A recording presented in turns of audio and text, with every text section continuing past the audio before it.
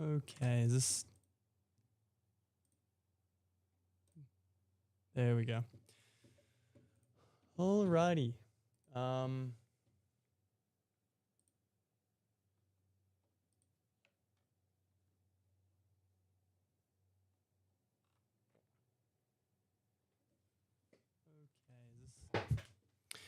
so, earlier today, I published a little short when I first woke up um, about the Liberal Party dropping net zero in their, as part of their policy platform moving forward. And I kind of, obviously in a YouTube short, you've only got 60 seconds to kind of go into some of the details, and I'm not exactly the most concise educator, I guess, or maybe commentator would be the better word. But either way, I kind of pointed to two things that interest me in particular about the Libs dropping the net zero as part of their policy platform. And the main thing was that, like, it's not representative of any electorate. 2/3 of Australians want net zero in the platform. And most people are kind of focusing on the angle of, this is a failure of the Libs and this is bad for them and this is so good for the Labor Party. But the other angle is, and the one that I think is kind of more important to recognize now, is that the Liberal Party have basically just enshrined a system where they're trying to force the Overton window to shift towards the right. So the kind of historical trend with Australian politics, if you don't live in Australia or you don't really care, is that of the two major parties, the Labor Party has historically acted as effectively a socket wrench. So the Libs will be in power for however long. They'll put forward all these fucked reforms that take the country back decades, destroy the economy, ruin people's lives basically. And the Labor Party will come in and, after campaigning on an opposition platform of, government accountability, transparency, workers' rights, all of that kind of good stuff, social security and more housing and affordability and, the environment, all of these things. And while they might make progress, the Labor Party, on the things that the Libs kind of have cut back, it doesn't go beyond the point that it was before the Libs got into power, and it almost never gets to the point that real progress is made. The other day it was Remembrance Day, and that's supposed to be about, the Anzacs and the soldiers and men and women that lost their lives during World War II and World War I. And, the moment of silence and all of that, poppy fields, the rest of it. And it's also the day that Gough Whitlam got sacked. So for the kind of uninitiated, Whitlam basically was the most sort of progressive candidate or progressive Prime Minister Australia's ever had. He instituted a wide range of social reforms. One of the ones that's always stuck out to me is the what's it called? Affordable law. Yeah, this is how much of an expert I am. Legal. The Family Law Act, Racial Discrimination Act.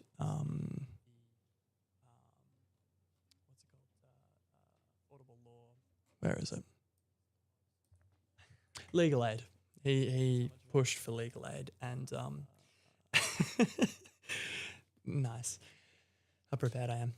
But basically he was a big advocate for people. He meaningfully raised the material living conditions for every Australian.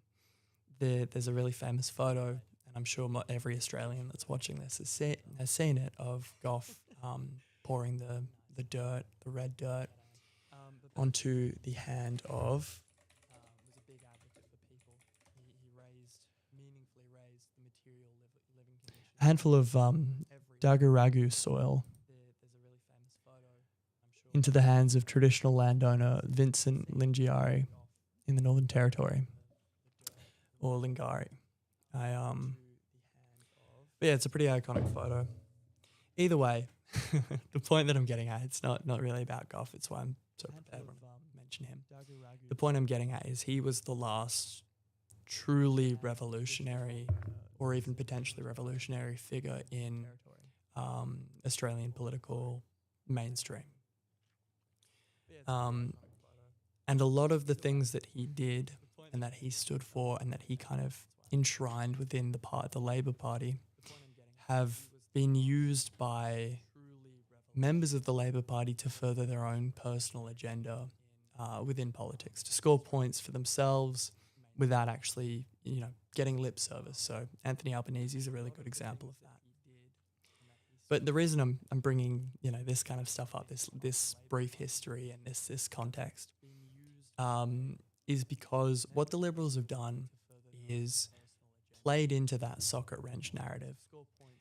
So the reality is that there will not be another political party in charge of Australia for the next 10 years. At least kind of 3 electoral cycles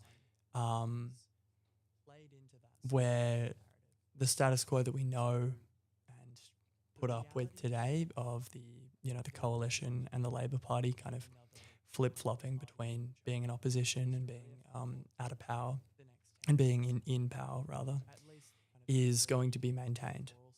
And that's going to be maintained by kind of the wheels of progress being very slow to turn and the accepted kind of norm to change.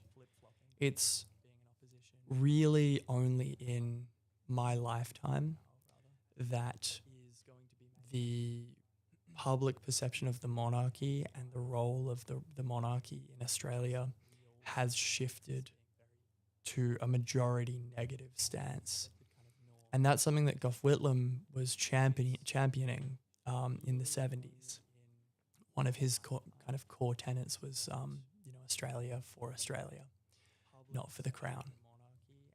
And as an abridged kind of thing. But to kind of speak to that idea of, slow change, we'll probably have at least one more term of the Albanese Labor government, and what that will do functionally is cut back on the individual rights of people through spending on the police force, on surveillance technology, on bail law reform, which is a whole can of worms that I'd love to be able to get into right now, but you need to have kind of a much better understanding of it than I do. And basically the stripping away of social services that enable Australian workers and the Australian working class and people that are living, hand to mouth, which is more people in this country than the political class kind of want to accept, a chance to live and, make it through the week without having to choose between going to the doctor and eating, or, fueling their car and having heating in their home. And there are so many ways that, the quality of life and the standard of living in Australia has, exponentially improved in my lifetime in the last sort of 20, 25 years. But there are a lot of ways in the last sort of 5 to 10 years that a lot of that progress and a lot of that improvement has eroded in a way that shows that it was very much an illusion to begin with. the stripping back of the NDIS is a really good example of that. But the Albanese Labor government is an incrementalist, fearful, cowardly government. It is not a government for the people, of the people, or by the people. It is a government for big corporations, the status quo, and small changes. And so what will happen after the next 10 years, sort of 10, 12 years, people will be burnt out on the status quo of, Libs get in power, they fuck everything up. The Labor Party comes in and does just enough to sell themselves as the heroes of the working class. And, nothing really improves for the average person. So the kind of impact of that, as the trust in the system that we have now falls apart, breaks down, is that we get to a point where, for the first time in nearly 100 years, independent parties and, the Greens, Teals, independent candidates on a federal and state level will genuinely have a chance to hold real political power over the two major political parties. Because the Liberals have been, and the Coalition exist as a party of non-governance. They're a political party of inaction, of stripping away the welfare state, of funding big businesses, and basically just fucking everyone over. The Labor Party is a party of fables. It's a party that is concerned primarily with its own image and perception as, a workers' party. There's a reason why it's the Labor Party and not the, Australian People's Party. It's because from the time of its inception to today, the most powerful tool of political development and advantage that the Labor Party has been able to get has come from the association of the party with workers, with everyday Australians, with the people who are the most impacted by all of the things that the Libs and the Coalition have done. It's not because there is genuine care or connection or sympathy for the people that are affected by these, policy choices by the lobbyists that run the Liberal Party or the Coalition. It's a purely pragmatic, manipulative decision. And for a long time, people have been in a place of stagnation. In the last 20 years, we've had at least two global financial crises of varying degrees. The kind of centralization of wealth to the top 1%, 0.1%, 0.01% of people and companies and corporations has exponentially increased in a way that it could never have in the last century. And, sorry, bear with me.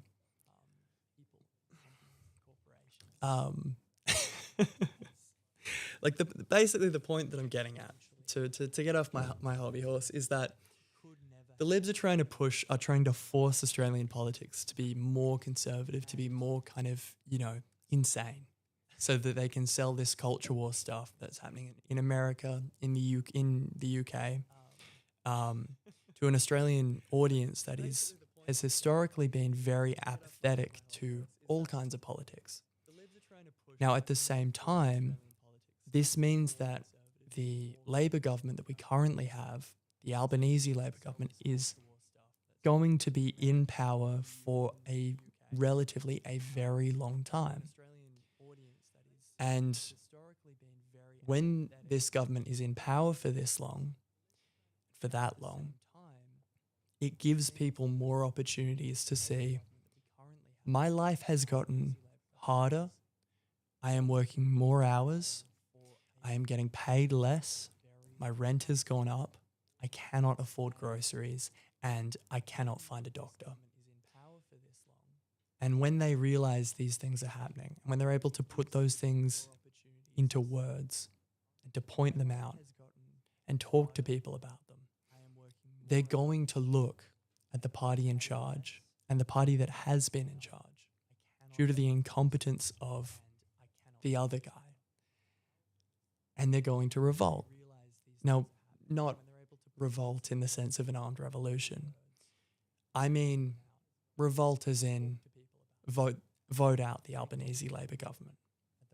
That is just a given, a fact of life, a guarantee.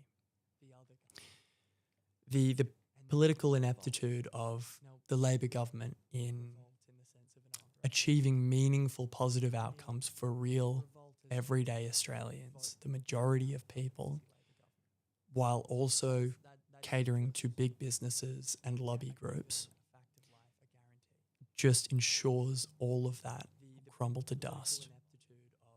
And when that happens, there will be room for potentially a golden age of Australian politics where, truly representative democracy finally can happen through independent candidates, the Greens Party, Teals, all of these different things that, if we're being honest, are more, realistic when it comes to representing the people, as opposed to the people that have to toe the party line or are evil, like straight up just evil. I mean, the choice right now is between evil and stupid. And so far, stupid has been winning, but that's not going to last. And the fear that I think a lot of people have who have kind of noticed this and that I share is that this Overton window, the Libs can't push it more than it wants to be pushed. It cannot be normalized to be as bigoted or as racist or as, transphobic as is the standard in the United Kingdom, in Australia in 2 years, 3 years, 5 years.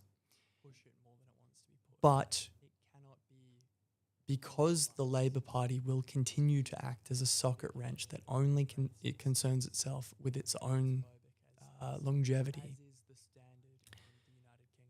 it means that the Overton window will be moved to the right. And as that happens, and as faith and trust in the neoliberal core of the Labor Party and mainstream centrist politics crumbles, people will scatter and people will look for alternatives.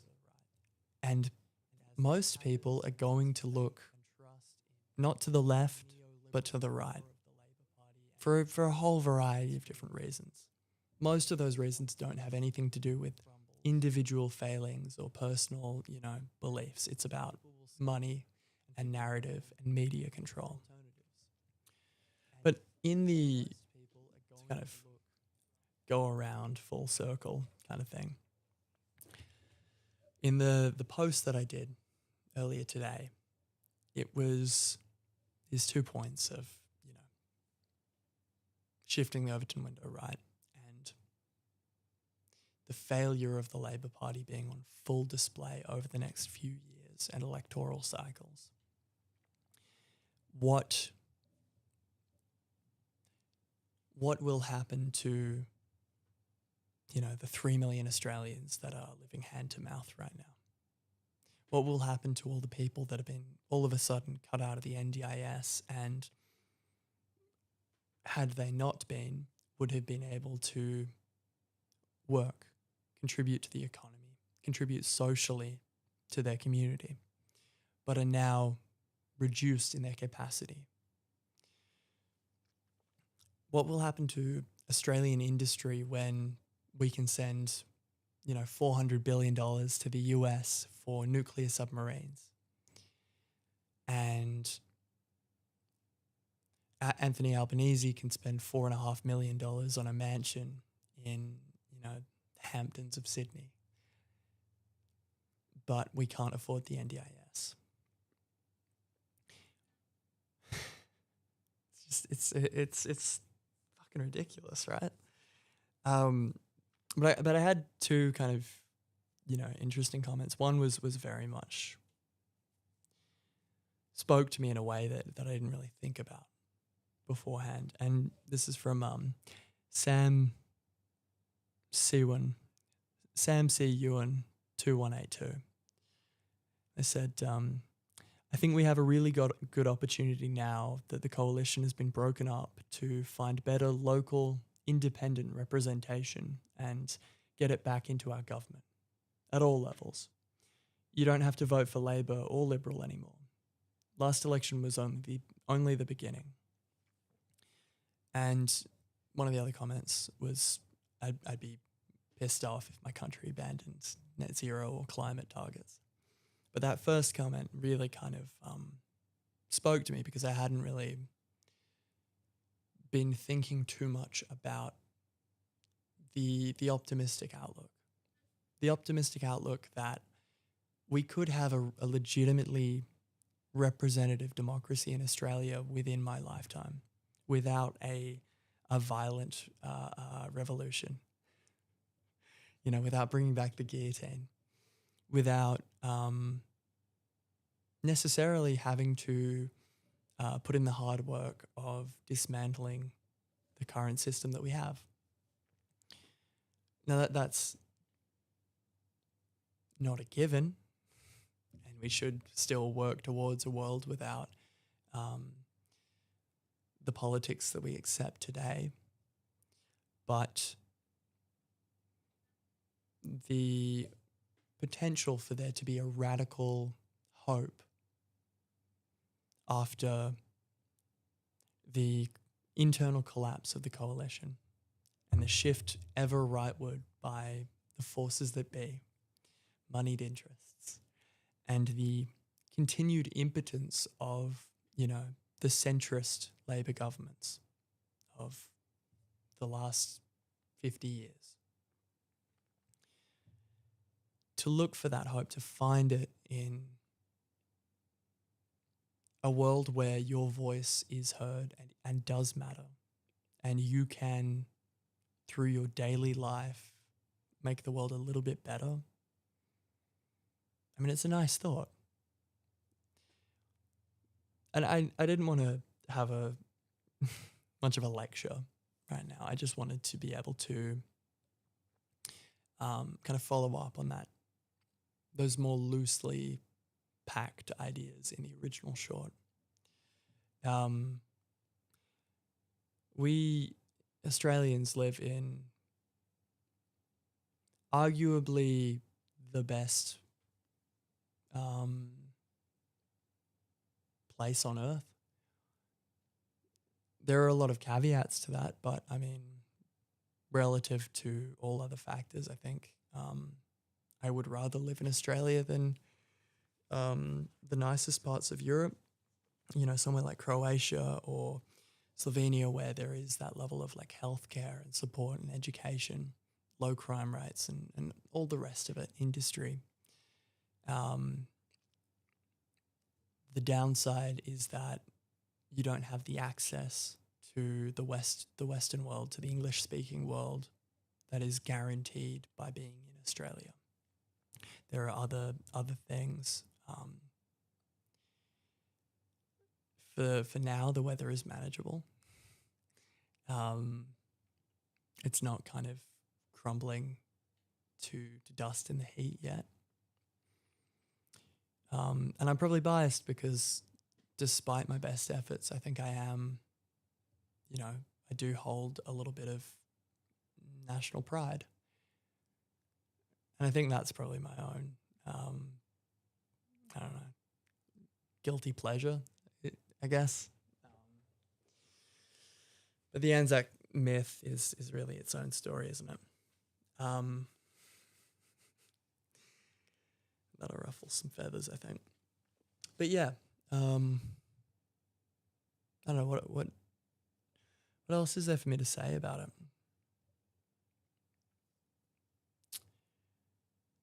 For right now, the collapse of the Liberal Party and the coalition and the polling figures for Albanese specifically give the Labour Party two things. The first is permission implied to keep going on the same path, despite the obvious flaws and problems and the inevitable catastrophes that will be at the end of the line there.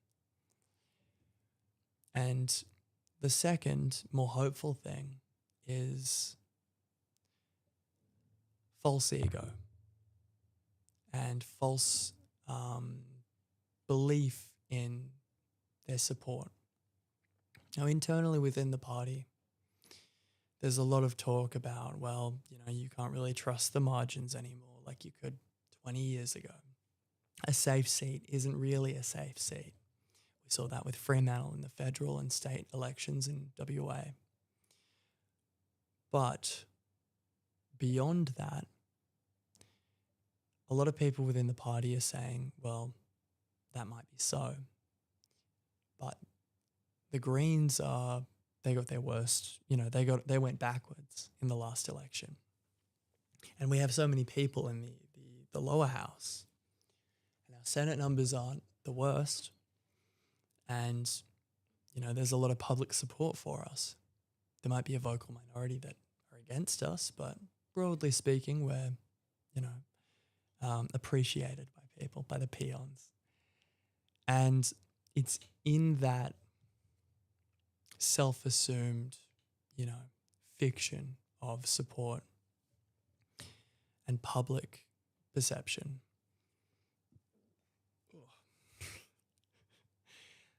that you can find that hope that I mentioned before. Because when you believe that in politics that the people will always support you, that there are people that support you that are not currently visible to you, that the people that oppose you and reject what you stand for, what you do, and what you believe in are a vocal minority, you become complacent.